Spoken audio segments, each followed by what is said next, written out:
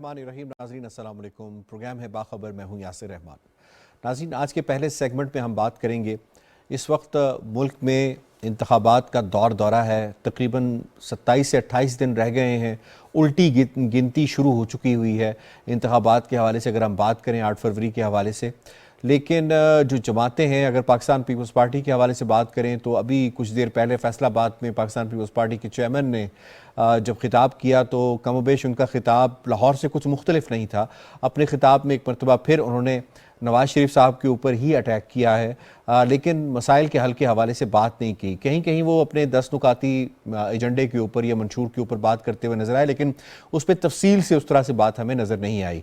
पाकिस्तान तहरीक इंसाफ के हवाले से अगर बात करें तो वो हमें लेवल प्लेइंग फील्ड मांगते हुए नज़र आती है। इससे ज़्यादा उनके पास ऐसा कुछ नहीं है कि जो ये साबित करने की कोशिश करें कि जब हमारे पास हुकूमत आएगी या लोग हमें मुंतखब करेंगे तो हम उस वक्त जो है वो लोगों के बुनियादी जो मसाइल हैं, जैसे कि गुर्बत, अफलास है, बेरोज़गारी है और माशी जो मसाइल हैं, उसको हम हल करने के लिए कोई रोड मैप या प्लान देंगे। इसी तरीके से पाकिस्तान मुस्लिम लीग नवाज़ के हवाले से अगर बात की जाए तो उनके हवाले से ये खबर सामने आती है कि आज उन्होंने सीट एडजस्टमेंट कर ली है किसी पार्टी के साथ, और पंजाब के अंदर या कराची के अंदर या मुख्तलिफ और दूसरी पार्टीज़ के साथ बलूचिस्तान के अंदर ये लोग उस पार्टी में शामिल हो रहे हैं। लेकिन उसके साथ साथ आज तक लोग इस बात के मुंतज़िर हैं कि पाकिस्तान मुस्लिम लीग नवाज़ की जानिब से उनका मंशूर अभी तक नहीं आया। मंशूर बुनियादी तौर पर वो डॉक्यूमेंट होता है जो अवामी मसाइल का इदराक करता है, ना सिर्फ इदराक करता है बल्कि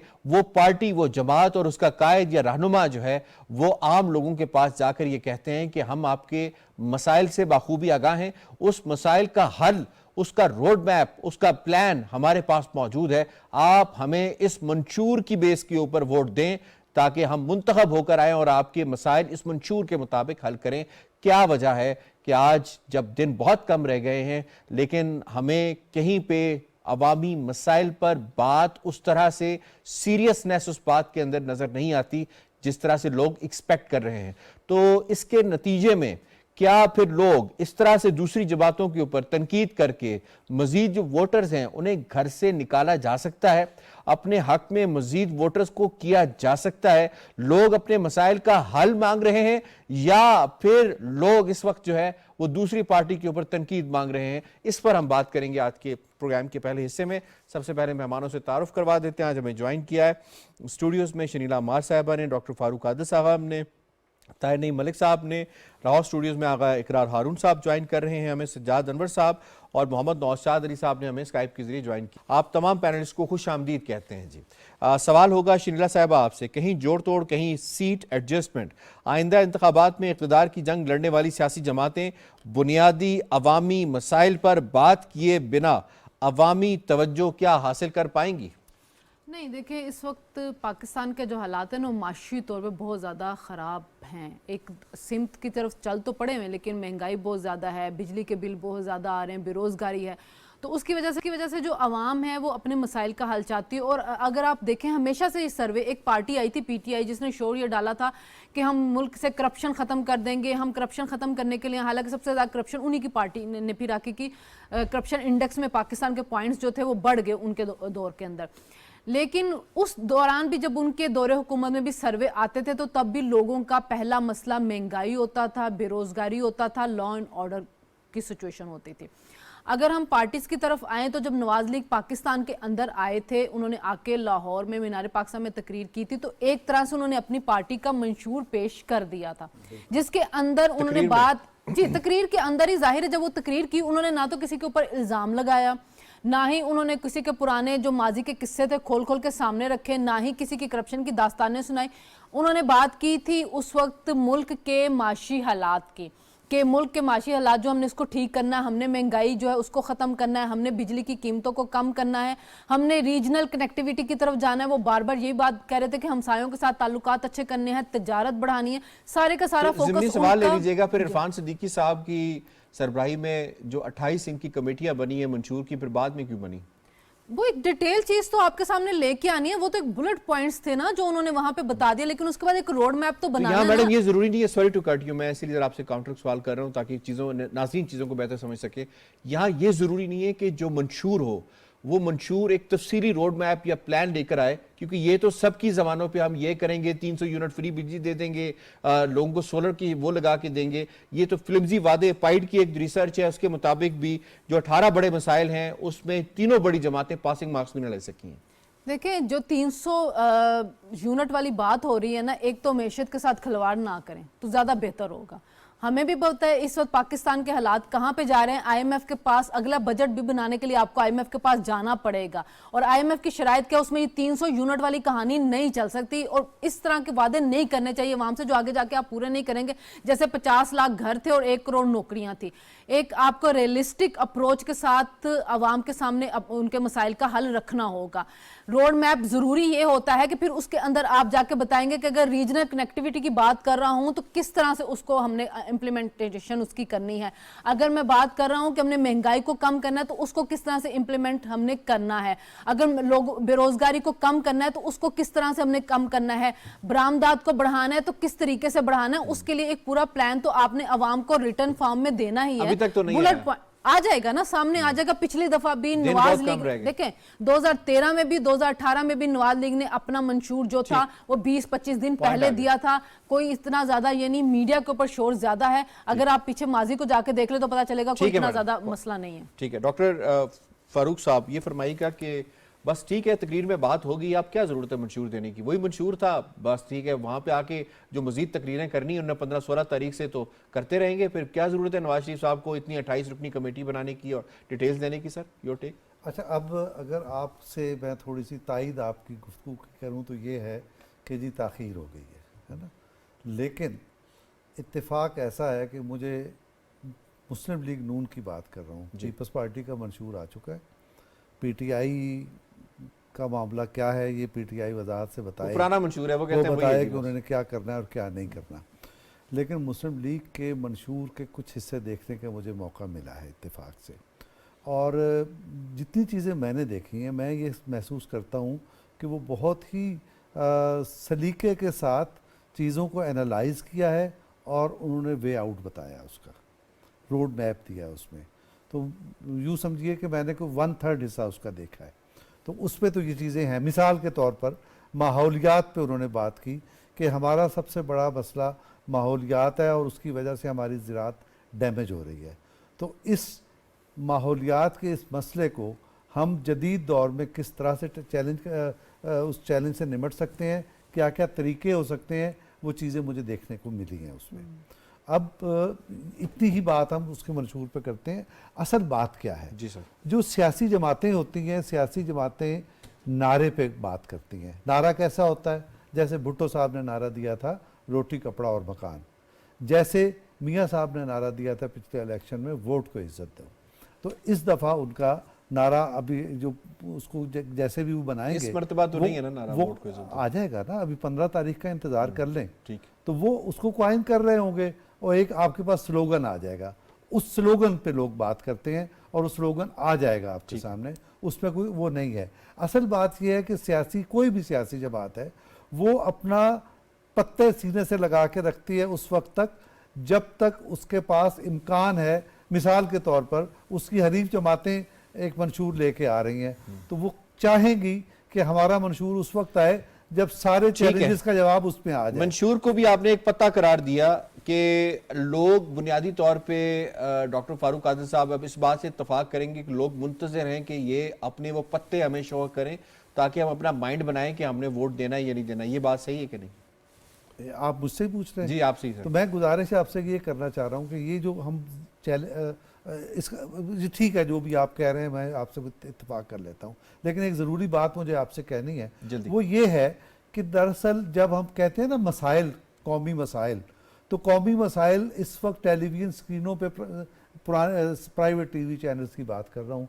अब क्या हो रहा है, आप जेलम में जा रहे हैं, आप गुजरात जा रहे हैं, आप कोयटा जा रहे हैं, आप फलां शहर में जा रहे हैं और कर क्या रहे हैं? आप गंदगी के ढेर दिखा रहे हैं, आप कचरा दिखा रहे हैं। आप कौमी असम्बली को, पार्लियामेंट को वो पॉलिसी साजी का इदारा है ना। वहां डॉक्टर साहब इतनी अच्छी बात आपने कर दी है ना कि पॉलिसी साजी का इदारा ये तो मीडिया ना दिखाए, और- लेकिन जब एमएनए वोट मांगने जाए वो कहे मैं आपकी गली पक्की करके दूंगा, वो जाके ये नहीं कहता कि मैं आपको फलां कानून बना के दूंगा। यासिर, इसका सबब क्या है? इसका सबब है जनरल ज़ियाउल हक, ठीक है सर, जिसने सियासत को गैर जमाती किया सर, और पार्लियामेंट को वो 85 के इंतखाबात के हवाले से बात इदारे करें, की ठीक है, सतह पॉइंट पर आ ले गया, आया, सर, पॉइंट उससे आ ये गया। बर्बादी हो गई। सर, ठीक है। तो अब ये है कि सर, आपका माइंडसेट इस दफा पहली बार ये हुआ है। सर मुझे मौका मुझे देकर- एक दो जुमलों की इजाजत सर दे दें। जल्दी सर, टाइम ये पहली बार ऐसा हुआ है कि आपके इश्यूज पे इलेक्शन लड़े जा रहे ठीक हैं, और है। इस दफा इश्यूज आपके क्या हैं? ठीक है, आपका सर, इशू है बहुत- पार्लियामेंट और आइंदी की बाला सर कम टाइम कम है सर, कम इस दफा टाइम आपका कम है, मुझे आगा साहब को इन्वॉल्व करना है मईशत सर। को ठीक आगा करना साहब को सर प्लीज इन्वॉल्व करना है। आगा साहब, सर आपसे सवाल होगा सर, फरमाइएगा कि ऐसे हालात के अंदर जब मंशूर के पत्ते भी आप सीने के साथ लगा के रखें, दूसरी पार्टी का इंतजार करें, दिन आप देखें पिछले 27-26 दिन रह गए हैं, अवामी मसाइल वो हैं जो कि सबको पता है, कोई ढकी छुपी बात नहीं है। महंगाई, जैसे शनीला साहबा ने बात की, महंगाई भी सबको पता है, गुर्बत का, अफलास का, पॉवर्टी रेट का सबको आइडिया है। तो क्या फिर ऐसे हालात में दूसरी, जैसे पीपल्स पार्टी तनकीद कर रही है, उनकी कोई बात भी होती है वो नवाज शरीफ साहब पे शुरू होते हैं, नवाज शरीफ साहब पे खत्म होते हैं, तो वो जब तनकीद करी तो ऐसे हालात में आम वोटर को निकाल पाएंगे? कोई कन्विंसिंग पावर होगी इनके अंदर? देखिए, मुझे तो हमेशा से एक डर है कि वोटर शायद वही निकलेगा जो वो खुद निकलेगा। पॉलिटिकल पार्टी शायद मोबिलाइजेशन वोटर्स की शायद उस तरह ना कर पाएँ जैसे कि वो पहले करती थी, क्योंकि आज भी मैं इस वक्त लाहौर में हूँ और मैं सजाद साहब से बात भी कर रहा था थोड़ी देर पहले। इलेक्शनिंग आज भी हमें लाहौर में कहीं नज़र नहीं आ रही है। ठीक है, आज इलेक्शन अनाउंस हुई है, अपना सीट्स अनाउंस हुई है, तो अब कैंडिडेट्स अपनी अपनी इलेक्शनिंग पे जाएंगे। दो होती है जी इलेक्शनिंग, एक होती है पॉलिटिकल पार्टी की इलेक्शनिंग और एक होती है कैंडिडेट्स की इलेक्शनिंग। तो पॉलिटिकल पार्टी की इलेक्शनिंग तो हमें कहीं नज़र नहीं आई है, किसी भी पॉलिटिकल पार्टी की आप देख ले, किसी हद तक, बहुत थोड़ी हद तक आप देखें कि जो हमें नज़र आई है, जो कि जिसके पास अभी अपना निशान भी नहीं है, क्योंकि पीटीआई वालों ने अपने पुराने निशान के ही जो है उनको इस्तेमाल करते हुए पोस्टर्स भी आपको नज़र आएंगे और बाकी छोटे छोटे आप जगह गली मोहल्लों में लड़के बैठे भी नज़र आएंगे। वो किसी और पार्टी का नहीं है। मुझे नहीं पता आगे क्या इलेक्शनिंग में होने क्या जा रहा है। एक बात मैं आपको बताऊं, हमने हमेशा मिसाल दी है कि कराची ने उस तरह तरक्की नहीं की है, कराची में गंद है, कराची में को लाहौर से आप कंपेयर नहीं कर सकते हैं। लाहौर उस हिसाब से बहुत डेवलप सिटी हुआ PMLN के ज़माने में। तो इससे तो अगर टेलीविज़न चैनल्स गंद दिखा रहे हैं तो वो गलत बात तो नहीं कर रहे हैं ना, क्योंकि पहले हम भी तो ये मानते हैं ना कि रोड इंफ्रास्ट्रक्चर, सफाइयाँ, यही पार्लियामेंट की जिम्मेदारी है, जो कि मैं खुद मानता हूँ नहीं है। उसकी जिम्मेदारी जो है वो कॉन्स्टिट्यूशन को बहुत बेहतर करना है और लेजिस्लेशन करना है। लेकिन अगर उस हिसाब से भी देखा जाए तो अब टीवी वाले यही करेंगे कि वो दिखाएंगे कि कौन से कॉलेजेस बंद हैं, स्कूल बंद हैं, किसके अंदर भैंसें बांधी हुई है। यही सब कुछ हमने 2018 में टीवी पे देखा, यही 2013 में टीवी पे देखा, यही 2006-7 में हमने टीवी पे देखा। तो हम वहाँ ही खड़े हैं जहाँ पे हम आज से तकरीबन 15 साल पहले खड़े थे, जब ये मैं कहा करता था कि पार्लियामान को और जमहूरियत को मौका नहीं मिला है, हमेशा सस्पेंड हो जाती है। आप इन्हें मौका देके दिखाएं, देखिए आपके साथ क्या करते हैं। तो वो जो उन्होंने किया है वही आप टीवी दिखा रहे हैं, तो हमें वो चीज़ पसंद नहीं आ रही। सजाद साहब, सर आप कुछ हफ्ते के साथ इन्वॉल्व कर लेते हैं, ये फरमाइएगा कि इस वक्त जो है जैसे कैंडिडेट्स जाके या कायद जाके अपनी पार्टी को प्रमोट करते हैं अपने नुमाइंदे के हलके के अंदर, जो भी उनका नॉमिनी होता है उसके अंदर, तो उसमें फिर क्या वहाँ पे जो अवाम है वो इस बात को नहीं सुनती होगी कि हम यहाँ सुनने आए, हमारे मसाइल का हल ये क्या निकालेंगे? ये तो अपने ओपोनेंट के ऊपर तकरीरों को नहीं छोड़े, ये तो माजी को ही नहीं छोड़े, ये तो अपनी परफॉर्मेंसेस के ऊपर इसके अलावा बात ही नहीं कर रहे, ये तो आज की बात ही नहीं कर रहे। आज की बात कौन करेगा सर? या सर वो आम वोटर जब आप जैसा दानश्वर हो जाएगा ना, तो फिर वो इस तरह के सवालात उठाएगा। मसाइल नहीं है आम वोटर के, हमारी असल बात आप आम वोटर की आम वोटर के इंटेलेक्ट की तौहीन तो ना करें ना सर। नहीं, मैं उन रुझानात की बात करने लगा हूं जिसकी वजह से वोट होता है। मसलन सबसे पहले एक सारी पॉलिटिकल पार्टियां जो होती हैं ना, उनमें कोशिश ये होती है कि वो अपने हक में कोई पॉपुलर वेव क्रिएट करें। और पॉपुलर वेव जो होती है वो सिर्फ इलेक्शन के 3 महीनों में क्रिएट नहीं होती, उसका एक माजी होता है, एक प्रोसेस होता है। उसमें से कुछ लोग जो होते हैं वो एक पॉपुलर वेव क्रिएट करते हैं। जैसे पंजाब में मैं ख़ास तौर पे आपको बताता हूँ कि मुस्लिम लीग नून की एक पॉपुलर वेव रही है इस इलेक्शन से पहले तक, यानी कि जो पीडीएम की गवर्नमेंट बनने तक मुस्लिम लीग नून को पंजाब में कभी कोई थ्रेट नहीं रही, कभी कोई ख़तरा नहीं रहा, कभी उन्होंने टिकट्स का डिसाइड करने के लिए 30 दिन के इजलास नहीं किए, और कभी इस तरह के प्रॉब्लम्स पेश नहीं आए जिस तरह के अभी आ रहे हैं। इसी तरह पाकिस्तान पीपल्स पार्टी मोहतरमा बेनज़ीर भुट्टो की शहादत तक पाकिस्तान पीपल्स पार्टी हमेशा हर इलेक्शन में एक वेव एक एजेंडे के साथ क्रिएट करती थी और बहुत भारी वोट हासिल करती थी। इसी तरह पीटीआई वालों ने एक वेव इस वक्त हमदर्दी की क्रिएट करने की कोशिश कर रहे हैं पीटीआई वाले। वोटर जो होते हैं वो इन्हीं रुझानात को देखकर वोट करते हैं, एक बात। दूसरी बात, अगर डेवलपमेंट पे पार्टियां जीत रही होती तो परवेज़ अलाई जब सीएम पंजाब थे तो उन्होंने डेवलपमेंट बहुत ज़्यादा की थी, लेकिन वो वाइप आउट हो गए थे 2008 के इलेक्शन में पंजाब से। जिस तरह की वो बड़ी पार्टी थी वो बहुत छोटी पार्टी बन के रह गई।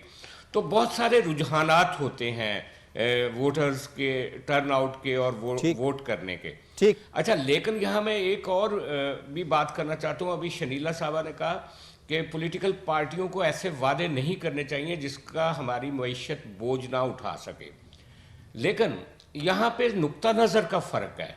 एक पॉलिटिकल पार्टी ये करती है कि वो इंडस्ट्रियलिस्ट को रिबेट देती है, उनको सब्सिडीज देती है, उनको बिजली फ्री करने की कोशिश करती है, और दूसरी पॉलिटिकल पार्टी गरीब आवाम को रिबेट देना चाहती है, पेंशन्स का में इजाफा करना चाहती है, तनख्वाहों में ज़्यादा बढ़ाना चाहती है, या बिजली के यूनिट देना चाहती है। ये प्रायोरिटीज का फर्क है, अपने एरियाज का फर्क है। ठीक है सर, पॉइंट आ गया, यकीनन जी पॉइंट आ गया। श्रीना साहब इस पे आप रिस्पॉन्ड करना चाहेंगी? 2008 से 2013 की जो हुकूमत है ना, वो आवाम के सामने कितना को महंगाई को कम कर सके, कितने उन्होंने गरीब को रिलीफ दिया, वो आवाम के सामने ये वो खुद ही फैसला कर लेंगे कि ये 300 बिजली फ्री यूनिट वाले जो वादे कितना पूरा कर सकेगी। ठीक हो गया। मैं इसमें नौशाद साहब आपको इन्वॉल्व करूंगा। क्विकली सर फरमाइएगा कि ये सारे मामलात के अंदर जो वोटर है, वोटर किस हद तक उसको प्रायोरिटाइज किया गया है सारे प्रोसेस के अंदर, जो कि यहाँ पे इस वक्त तक बयान किया गया है। जी नौशाद साहब की आवाज नहीं आ रही। कुछ ताखीर जरूर हुई है, लेकिन नून लीग की तरफ से आप यूं कहिए कि देर आए दुरुस्त आए ज्यादा बेहतर है एज कंपेयर टू कि आप खोखले नारे लगाते रहे। वोटर को तरजीह देने के लिए ये 28 रुकनी कमेटी बनी हुई है और वही मंशूर सामने लाएगी, और वो मंशूर इसलिए भी देर कर रहा है कि उन तमाम चीजों का अहाता किया जाना जरूरी है जो अवाम जिनका हल चाहते हैं। 8 फरवरी तक आ जाएगा मंशूर सर? जी आ जाएगा, आप फिक्र ना कीजिए, आपको मिल भी जाएगा, आप उस पर बहस भी कर सकेंगे और लोगों को बता भी सकेंगे उसमें क्या गलत है क्या सही है। ठीक। मामला सिर्फ क्या है, देखिए इस वक्त सिचुएशन क्या है। बात सजाद साहब की भी ठीक है कि आम आदमी को रिलीफ जो है देने की पार्टी एक बात करती है, और शनीला साहबा की बात भी ठीक है कि हमारे पास हम आईएमएफ के चुंगल में भी फंसे हुए हैं, तो हमें आईएमएफ का ध्यान भी रखना है और आवाम को रिलीफ भी देना है। यही वो दरमियानी रास्ता है जिसका हल, ये जिसे हल कहते हैं, और हल जो है वो जो जमात देगी उसकी तरफ वोटर्स का रुझान ज्यादा होगा। तो इस वक्त जो सिचुएशन हमारे सामने नजर आ रही है, आगा साहब की बात भी दुरुस्त है कि ताखीर हुई है तो इलेक्शनिंग उस तरह से नजर नहीं आ रही, लेकिन प्रोसेस जारी है। चूंकि प्रोसेस जारी है और प्रोसेस जारी रहने से उसके नताइज जो है वो सामने आना शुरू हो जाएंगे। अभी जो गैलप का सर्वे आया है उसके अंदर गुज़िश्ता 9 माह के अंदर पाकिस्तान तहरीक इंसाफ की जो हमायत है वो 45 से कम होकर 34 पे आ गई है, जबकि नून लीग की जो है वो 24 से 32 पे चली गई है। सो ये जो लोगों को जो राय, ये जो हवा बांधने की बात कर रहे थे, या जो एक आम वोटर जो है वो किस बात पे वोट देता है, वो इस वक्त उसको उसके मसाइल का हल चाहिए, और उसको ये भी बताना पड़ेगा कि मईशत कैसे दुरुस्त होगी, क्योंकि मईशत को दुरुस्त किए बगैर आम आदमी को रिलीफ मिल नहीं सकता। सो इस वक्त जो भी पार्टी आम आदमी को रिलीफ देने की बात करेगी और साथ ही साथ वो मईशत के मसाइल का हल बताएगी। सो ये तरक्की का इससे रिलेटेड एजेंडा ही ठीक होगा। है निशात साहब, पॉइंट आ गया आपकी तरफ से। ठीक है, ताहिर नहीं मलिक साहब से फरमाइएगा कि पार्टीज का बैलेंस रखना कितना जरूरी है। वोटर जब जलसागाह में जाता है, सपोर्टर जब जलसागाह में, या वो जो स्विंग वोटर होता है जिसको ये पता नहीं होता कि आखिरी दिन तक उसने किसको वोट करना है, तो वो क्या सुनना चाहता है? वो अपने मसाइल सुनना चाहता है या फिर वो तनकीद सुनना चाहता है? देखिए, इंतखाबा हुकूमत की जब मुद्दत पूरी होती है तो एक सियासी पार्टी की परफॉर्मेंस उस हुकूमत की आवाम के सामने होती है, और दूसरी जो इसीलिए बरतानिया में कहते हैं अपोजिशन को कि शैडो गवर्नमेंट इन वेटिंग, वो एक होप जनरेट करती है। तो ये अगर हमें देखें इस वक्त एक सियासत गैर नज़रियाती या मंशूर जो आप बात करें, उसकी क्या वजह है? ये सारी सियासी जमातें इक़्तिदार में पिछले 5 साल में रहीं, पहले तहरीक इंसाफ और फिर 16 माह PDM। अब वो अगर एक बात करेंगी या दावा करेंगी, पहली तो बात ये कि होप जनरेट करने की पोजीशन में वो नहीं। दूसरा करेंगी तो एक वोटर फितरी तौर पे उनसे सवाल पूछेगा कि आप किसी ने कम वक्त के लिए ज़्यादा वक्त के लिए रहे, PTI से पूछेगा कि आपने 3.5 साल में क्या किया, और फिर PDM जमातों से पूछेगा, जिस तरह बिलावल साहब ने तकरीर की कि आप भी इत्तेहादी थे, आपने क्या किया, और फिर नून लीग से पूछेगा। तो इसलिए ये इनको एहसास है कि अवाम जिस मुश्किलात का शिकार हैं उनके जवाबात इजी नहीं है। अब 3-4 जो बड़े चैलेंज यही वजह है कि इस वक्त तक मंसूर पे बात ही कोई नहीं कर रहा। और climate change, energy crisis, economy, और इस वक्त ये एग्रीकल्चर के जो मसाइल हैं, ठीक है, इसके ऊपर अब इसमें क्या रॉकेट साइंस है कि आप मंशूर बना रहे हैं, सीने से लगाया है, हम आपको बताएंगे, बैंक के सेफ में रख दिया है। किसान कॉन्फ्रेंस करें, वहाँ आपकी पार्टी लीडरशिप जाए, एग्रीकल्चर के उस पे एस्पेक्ट्स पे बात हो, जिस तरह हमारे आर्मी चीफ कर रहे हैं SIFC में या एग्रीकल्चर में। इसी तरह आप क्लाइमेट चेंज, लाहौर आज स्मॉग का शिकार है, आपको इंतजार किस चीज़ का है कि ये स्मॉग खत्म होगी तो मैं मैदान में आऊँगा। इसी तरह आप इकॉनमी पे, प्राइवेटाइजेशन पे, इस मेरी तजवीज़ ये है कि बरतानिया और अमेरिका की तरह यहाँ डिबेट होनी चाहिए, rounds of debates and great debates. वो एक वोटर का हक है। डिबेट से भागने वाली जमातें जो हैं वो आवाम का सामना करने से हिचकिचा रही। ठीक है, पॉइंट आ गया आपका जनाब। और पहले सेगमेंट को हम यही ख़त्म करते हैं और यहाँ पे लेते हैं ब्रेक के बाद जब वापस आएंगे तो हम उन दावों के हवाले से देखेंगे जो मुख्तलिफ पार्टीज़ हमें करती हुई नज़र आती हैं, जिनमें पाकिस्तान मुस्लिम लीग नवाज़ के जो दावे हैं और उनके जो कायद हैं वो किस हद तक अपनी स्पेस ले सकें। इस ब्रेक के बाद हम बात करेंगे। मुझे एक बात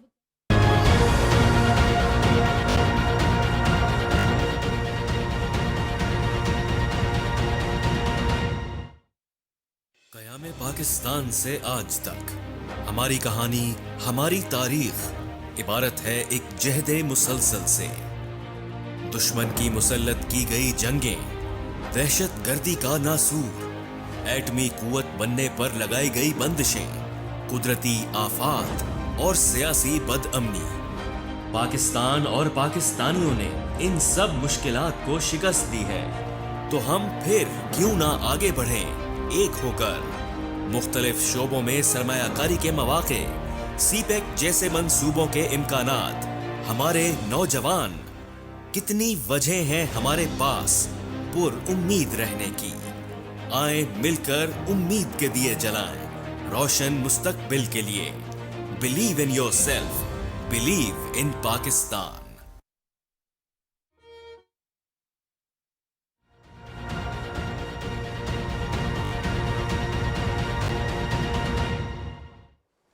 वेलकम बैक जी। हम ज़रा बात कर लेते हैं पाकिस्तान मुस्लिम लीग नवाज़ के हवाले से। अब क्योंकि लीगल मामलात भी उनके सेटल हो चुके हैं और ऐसा बज़ाहिर कोई मामला सामने नज़र नहीं आता जो कि मुस्लिम लीग नून के कायद मोहम्मद नवाज़ शरीफ साहब के रास्ते में कोई रुकावट बड़ी बन सके।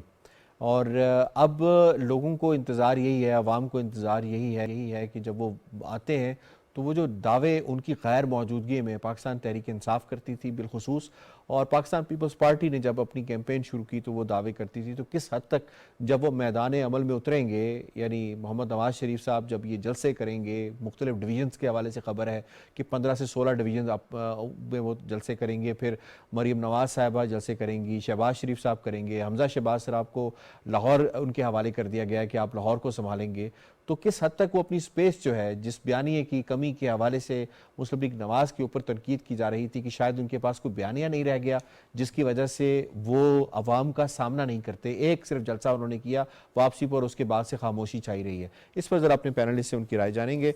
शरीला साहब, आपसे सवाल होगा, नून लीग का 15 जनवरी से मुल्क भर में इंतखाबी मुहिम चलाने का ऐलान। नून लीग के कायद सियासी और इंतखाबी मैदान में अपने हरीफों के दावों को झूठा क्या साबित कर पाएंगे? अच्छा यासिर, एक तो ये बात जो की जा रही है कि नवाज लीग कोई कैंपेन नहीं चला रहा, नवाज लीग वाले कैंपेन में नजर नहीं आ रही, तो इंडिविजुअली कैंपेन्स बहुत से लोगों ने जिनको यकीन था कि उनको टिकट्स मिलेगी उन्होंने स्टार्ट कर दी हुई थी। मसलन ख्वाजा आसिफ की स्टार्ट हो चुकी हुई थी, राना सनाउल्लाह की स्टार्ट हो चुकी है, ख्वाजा साद रफीक वर्कर्स कन्वेंशन कर रहे थे, आबी शेर अली की बड़े जोरों शोर के साथ चल रही थी, शिजरा मनसब की चल रही है, इसी तरह वो जो नौशीन इफ्तिहार थी उनकी चल रही है। ये वो लोग हैं जो कब से इनकी ये तो मैडम 10 लोग भी नहीं है और हल्के देखें कितने हैं। जिनको यकीन था कि उनको टिकट्स मिल जाएगी। उसके अलावा और भी हो सकता है कि लोधरा के अंदर जो कांजू फैमिली थी उनको भी यकीन था, उनकी भी चल रही थी। बहुत से नाम है, लेकिन मैं वो उन लोगों के नाम बता रही हूँ जो सोशल मीडिया के ऊपर जिनकी वीडियोस आ रही हैं, जिनकी आपको सोशल मीडिया के ऊपर प्रेजेंस नजर आ रही है। आजकल का दौर डिजिटल दौर है, इसमें सोशल मीडिया के ऊपर नवाज लीग के तमाम लीडरांस के हमें क्लिप्स नजर आ रहे थे जिसमें वो पार्टी के लिए लोगों को वोट देने के लिए कह रहे थे। तो सोशल मीडिया के ऊपर उनकी कैंपेन चल रही है और सोशल मीडिया की कैंपेन मियां साहब तो किसी जगह नजर नहीं आए ना। जो फर्क है ना वो पड़ता है। ठीक है, मियां साहब जो हैं जाहिर है उनका एक तो नाअहली का केस चल रहा था, ठीक है, पार्लियामेंट ने एक्ट पास किया हुआ था, लेकिन फिर भी उनके कागजात पे जगह जगह इतराजात उठाए जा रहे थे। ट्राइब्यूनल ने उनके इतराजात जो थे मान के उसको जो था अपीलें भी उनके ऊपर रख ली हुई थी, लेकिन सुप्रीम कोर्ट का फिर फैसला आ गया। उसके बाद जो है वो अब अहल हो गए हैं, जाहिर है उसके बाद तो उनको मुकम्मल मतलब पता चल गया कि मेरी नाअहली जो है वो बिल्कुल खत्म हो गई है, वरना एक तलवार तो लटक ही रही थी। तो उसके बाद से अब वो निकलेंगे इलेक्शन में अपने जलसों के लिए। बाकी बात जो आप कह रहे हैं कि अपने वादों को कितना हद तक साबित कर सकेंगे, आप सिर्फ उनके वोटर के पास चले जाएं। अभी आजकल हमारे टीवी चैनल्स वाले यही कर रहे हैं, वो जा रहे हैं लोगों से सुन लेना। मेरे दूसरे सेगमेंट में तो वादे है ही नहीं है, वो तो नवाज शरीफ साहब नहीं, बात आपने कहा कि वो लोगों को अपने जो पहले उन्होंने वादे किए हुए वो अपने उसके इल्जामात को कैसे झूठा साबित कर सकेंगे, ये सवाल है। नहीं, उनके जो मुखालिफ है, जैसे पीटीआई दावे करती है ना, पाकिस्तान पीपल्स पार्टी दावे करती है कि नून लीग नजर नहीं आती, बयानिया नहीं है इसके पास। मेरा ये पॉइंट था। आप सर्विस जो आजकल टीवी चैनल्स के ऊपर चल रहे हैं ना, प्राइवेट चैनल्स के ऊपर, आप जब वो लोगों के पास जा रहे हैं तो वहां पे एक वोटर उनका नजर आ रहा है। फिर गैलिप के सर्वे की भी तो अभी बात करती है, अगर उनका कोई बयानिया नहीं है, अगर उनका वोट बैंक नहीं है, तो क्यों वो इस वक्त 24 से 32 के ऊपर चले गए। फिर आप उनके वोटर के पास जाएं, वो उनके काम गिनवाते हैं। आप पीटीआई के वोटर के पास जाएं, उनके पास क्या होता है कहने के लिए, इस्लामोफोबिया पे बात की है वो जी। इमरान खान को तो फलस्तीन वाले कहते हैं कि एक दफा इसको निकाल दे, हमें आजाद करवा लेगा। बस ये बातें हैं जो उनका वोटर कह रहा है, जो उनका वोटर उनके काम दोहरा रहा है। तो इसका मतलब ये कि वो तमाम जो उनके बारे में इल्जामात लगाए गए हैं उनका वोटर उसको। अच्छा, डॉक्टर फारूक साहब भी बड़े बेचैन हैं जवाब देने के लिए। डॉक्टर साहब, आपको इसमें शामिल करते हैं, सर फरमाइएगा कि नवाज शरीफ साहब। मैं नहीं हूँ। अच्छा चले, मैं बेचैन हूँ सवाल करने के लिए, आप इस तरह ले लें, ठीक है। ये फरमाइएगा कि जब नवाज शरीफ साहब 15 जनवरी से अपने इज्तिमात का, खिताबात का, जलसों का इनकाद शुरू करेंगे और बातचीत करना शुरू करेंगे, बयानिया के साथ आएंगे या फिर वो पहले सुनेंगे और फिर बात करेंगे, या फिर वो अपनी माजी की बात करेंगे, या कहेंगे मैं सब कुछ अल्लाह पे छोड़ देता हूँ? देखिए, नवाज शरीफ का बयानिया जैसे अभी शनीला ने कहा अपने अक्टूबर के जलसे में वो दे चुके हैं, और वो बयानिया क्या है वही लेकर चलेंगे आगे। अब आप एक और सवाल भी कर लें ताकि इकट्ठे में दो ज़िम्नन एक और भी कर लें। देखें, उनका आ गया और अब वो उस बयानिए को मुख्तलिफ अंदाज में बयान कर रहे हैं।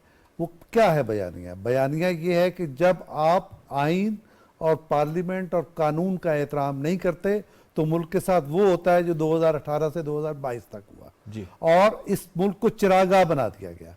अब हम इस मुल्क को इससे निकालेंगे, ये उनका नैरेटिव है और इस नैरेटिव वो बात कर भी रहे हैं। और यही नैरेटिव है जो अभी नौशाद साहब ने भी कहा, शनीला ने भी कहा कि जो ताज़ा सर्वे आया है गैलप का, उसमें अब 19-20 का फ़र्क रह गया है। अब अगर अक्टूबर से लेकर जनवरी तक ये फ़र्क पड़ गया है तो आप अगले 1 महीने में देखें तो दुनिया ही बदल जाएगी। तो इसका मतलब ये है कि हर सियासी जमात अपनी स्ट्रेटजी के मुताबिक जा रहे हैं। अच्छा, इस पर एक एतराज़ आपकी तरफ से भी आ सकता है और लोग भी कर रहे हैं, भाई जोड़ तोड़ कर रहे हैं। जोड़ तोड़ नहीं हो रही, और इस चीज में पीपल्स पार्टी भी शरीक है, मुस्लिम लीग सारे और दीगर भी शरीक है। वो क्या है? पाकिस्तान जिन पहाड़ जैसे मसाइल में उलझा दिया गया है उससे निकालने के लिए एक अजीम मुफाहमत की जरूरत है, जी, ठीक पॉइंट, अंडरस्टैंडिंग की जरूरत है। उस अंडरस्टैंडिंग पे काम हो रहा था। अब जब अगला सही। मरहला आएगा तो ठीक उसके है। बाद आप देखेंगे, आपको वो टाइम सरगर्मी बहुत भी कम नजर है आए, सर। वो गहमा गहमी भी ठीक, नजर सर, टाइम आएगी कम है। और इलेक्शनरिंग भी नजर आएगी। आगा साहब। आपका वो मसला हल हो जी जाएगा। आगा साहब, सर आपकी तरफ आते हैं। सर ये फरमाइएगा, मुस्लिम लीग नवाज के हवाले से पाकिस्तान तहरीक इंसाफ ने बड़ी बात की है कि जी लाडला है, इनको लाडला प्लस है, इन्हें सब चीज़ें प्लेट पे डाल के दे दी गई हैं और अब इनका सिर्फ मामला जो है नोटिफिकेशन ही जारी कर दें, बाकी जो मामलात इनके ऊपर इस तरह की तनकीद की जा रही है। अब नवाज शरीफ साहब जब आएंगे तो जो बयानिया पीटीआई की जानिब से बनाया गया है, किस हद तक उस बयानिए को वो रद्द करेंगे या उसको वो टच ही नहीं करेंगे, वो कहेंगे मैं अपने मंशूर की बात करूंगा, मसाइल के हल की बात करूंगा? देखिए, ये तो मुझे नहीं पता कि मियाँ साहब क्या कहेंगे, लेकिन जो पीटीआई ने बयानिया बनाया है वो बिल्कुल सरासर गलत है, इसलिए कि वो लाडले रहे हैं और उनके दिमाग में लफ्ज़ फंसा हुआ है। जो मुकदमात गलत दर्ज किए गए थे, किसी पे भी किए गए हों, कि मियाँ नवाज शरीफ पे किए गए हों या बाकी लोगों पे किए हुए हों, वो गलत मुकदमात थे। अगर आप उस पर बरी हो रहे हैं तो उसको आप लाडला प्लस तो नहीं कह सकते हैं। लेकिन इस सारी सिचुएशन में एक बहुत बड़ा फ़ायदा हो गया है मियाँ नवाज शरीफ को। कल जो फैसला आ गया है सुप्रीम कोर्ट का, जिसके मुताबिक जनरल मुशर्रफ जो है वो एक ट्रेटर था और उस आर्टिकल 6 के तहत उसको सजाए मौत जो मिली थी वो दुरुस्त मिली थी, तो मियाँ साहब का जो बयानिया था मुझे क्यों निकाला, वो अब वाकई एक गोल्डन बयानिया बन गया है। जी ठीक। उस पर सुबत हो गई है मोहर, ये गलत निकाला, हमेशा गलत निकाला। अब मियाँ साहब इस जो डिसीजन है सुप्रीम कोर्ट का, उसको कतई तौर पे इस्तेमाल करेंगे और वो उनको करना भी चाहिए। इस हिस्टोरिक डिसीजन के पास कि मुशर्रफ ने सिर्फ अपनी नौकरी बचाने के लिए ये सब कुछ किया और वो आर्टिकल 6 के तहत ट्रेटर था, उसे बगावत की है और वो एक यानी कि उसको सजाए मौत जो मिली थी वो दुरुस्त मिली थी। जी ठीक है सर। इससे जबरदस्त बिफोर इलेक्शन या प्री इलेक्शन मियाँ साहब को अल्लाह ताला ने प्लेट में रख के ये चीज दे दी है और अब इसको मियाँ साहब को कतई तौर पे इस्तेमाल करना चाहिए कि वो कहें आके मैंने पूछा था मुझे क्यों निकाला। ठीक है सर, पॉइंट आ गया सर, पॉइंट आ गया। एक बार और ये हमेशा सिजाज साहब मैं इस पर आपको शामिल करूंगा। पाकिस्तान पीपल्स पार्टी की चेयरमैन बड़े ज़बरदस्त तरीके से अपनी कैंपेन कर रहे हैं। हमने देखा केपीके के अंदर उन्होंने बड़ी रॉबस्ट कैंपेन की, पंजाब के अंदर, लाहौर के अंदर भी और मुख्तलिफ हलकों में, अभी फैसलाबाद के अंदर भी वो कर रहे हैं। लेकिन उनका जो भी बयानिया उन्होंने अपनाया पाकिस्तान मुस्लिम लीग नून के कायद के हवाले से, उस पर हम देख रहे हैं उस तरह जवाब नहीं आया अभी तक, यानी उस तरह बिफिटिंग रिस्पॉन्स नहीं आया। तो क्या अब समझते हैं कि जब ये जलसों का इनकाद होगा तो मुस्लिम लीग नून के कायद वो जवाब देंगे जो बार बार उनको चौथी बार का बयानिया रटाया जा रहा है, या 70 साल के बाबू की बात की जा रही है? मेरा ख्याल है कि इमरान जो मियाँ नवाज शरीफ हैं वो बिलावल भुट्टो के किसी एतराज़ पर कोई जवाब नहीं देंगे और ये उधर जरदारी साहब ने भी कोई इस तरह का फायरिंग नहीं खोली हुई मुस्लिम लीग नून के ख़िलाफ़। और अगर कोई जवाब देना हुआ तो मेरा ख्याल है मरियम साहबा देंगी अपने जलसों में। और मेरा ख्याल है कि शहबाज शरीफ साहब और मियाँ नवाज शरीफ बिलावल साहब को उस तरह से रिस्पॉन्स नहीं करेंगे। उसकी एक बड़ी सियासी वजह है, वो ये है कि मुस्लिम लीग नून अपना एक रोल देख रही है फेडरल गवर्नमेंट में और मुस्लिम लीग नून को ये भी अंदाज़ा है कि उस